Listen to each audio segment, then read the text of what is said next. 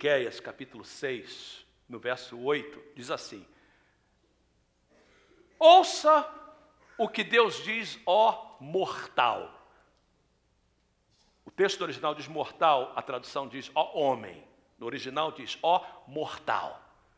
Lembra que você é mortal. O que Deus exige de você? Que você ame a justiça, que você pratique a justiça e a misericórdia, e que andes humildemente com o seu Deus. Jesus diz nas bem-aventuranças que bem-aventurado o pobre de espírito, porque dele é o reino dos céus. Se humilhar é um reconhecimento da nossa necessidade de Deus. Se humilhar é um reconhecimento que nós, como servos de Deus, como igreja de Deus, precisamos mais de Deus. Dependemos dele para tudo. Eu queria que você olhasse comigo o texto que nós temos no livro de Apocalipse, capítulo 3. Em Apocalipse, capítulo 3, nós temos as cartas às igrejas da Ásia Menor. E o que acontece é que Jesus envia essas cartas para as igrejas, e Jesus diz o seguinte: cada uma dessas cartas são enviadas aos anjos da igreja, ou seja, aos líderes da igreja. E essas cartas são representativas não só dessas 7 igrejas, mas também das igrejas que estão espalhadas no mundo, como também representam fases da nossa vida, fases da história da igreja. Eu disse ontem na aula de teologia pastoral que nós estamos vivendo nos dias da igreja de Laodiceia. Olha a situação, verso 14. Ao anjo da igreja em Laodiceia escreve: isto diz o Amém, a testemunha fiel e verdadeira, o princípio da criação de Deus. Eu conheço as tuas obras. E aí Jesus diz assim, que nem és frio e nem quente. Oxalá foras frio ou quente. Assim, porque és morno e não és quente, nem frio. Aí Jesus diz assim: vomitar-te-ei da minha boca. Por que Jesus, que é um Jesus de amor, ameaça vomitar uma igreja da sua boca? Porque eles são mornos. Mas qual é a característica do morno? Verso 17. Porquanto dizes, rico sou, estou enriquecido, de nada tenho falta, ou seja, eu estou bem, eu estou legal, eu não preciso de mais nada. E às vezes a pessoa não fala isso, mas a atitude é essa. Então, nós como os líderes que Deus coloca na igreja, Deus nos fala: olha, encoraje meu povo a ler a minha palavra. Encoraje meu povo a orar.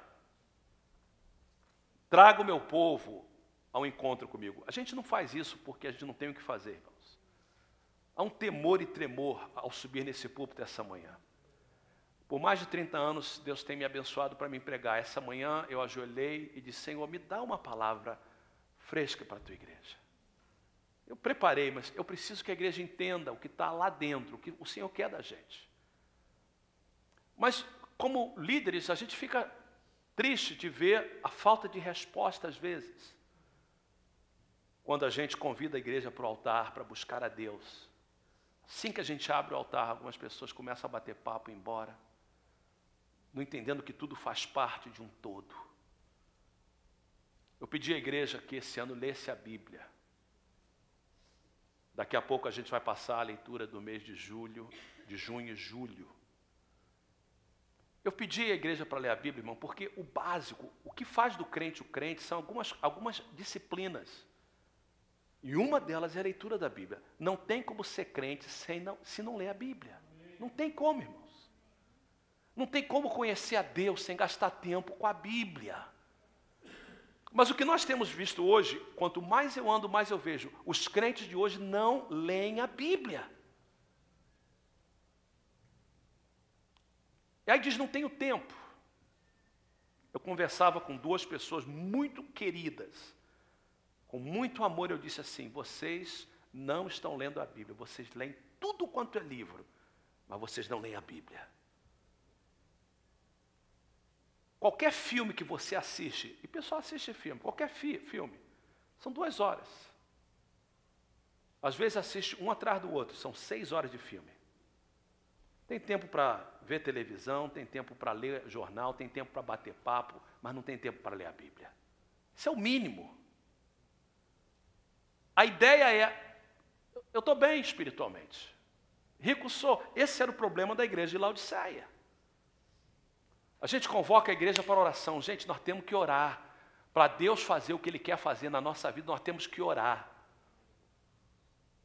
Entendo o que eu vou fazer e falar, por favor, irmãos. Mas se eu tivesse na situação de algumas pessoas, na situação legal, eu não saía da presença de Deus dizendo: Senhor, resolve esse problema para mim. Toma conta disso.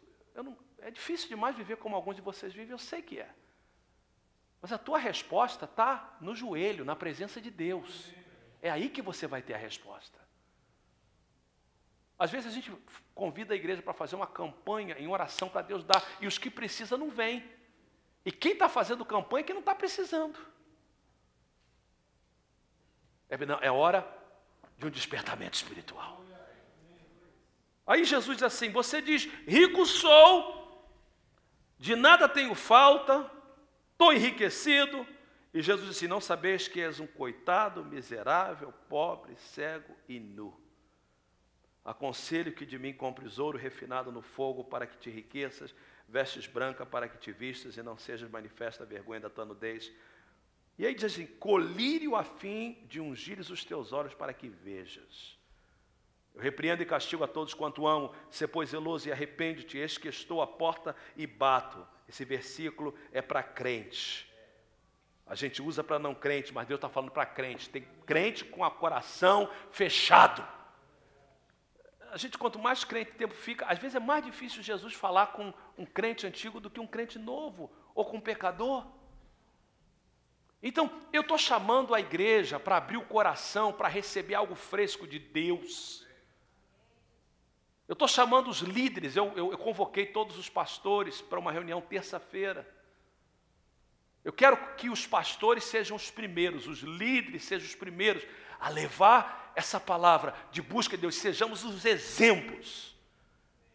Com o nosso título vem uma responsabilidade de sermos líderes e exemplos. Eu ouvia ontem aqui na aula